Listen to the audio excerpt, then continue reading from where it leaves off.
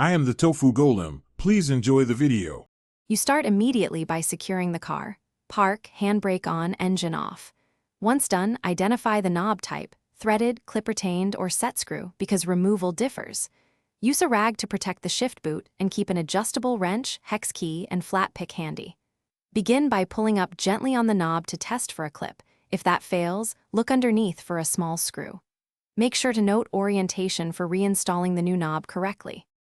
Once you identify the retention method, proceed. If it's a clip, pry the clip up using a flat pick and pull the knob straight off while supporting the boot. This prevents tearing. If there is a set screw, loosen it in small increments with the correct hex key, then twist the knob off. Loosen gradually to avoid stripping. For threaded knobs, hold the shifter base steady and turn the knob counterclockwise. Make sure to count turns or mark position to preserve gear alignment.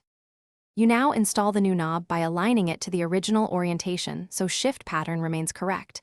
Thread it on or seat it firmly depending on type. Once positioned, tighten the set screw or reinsert the clip, making sure fasteners are snug but not over-tightened to avoid damage.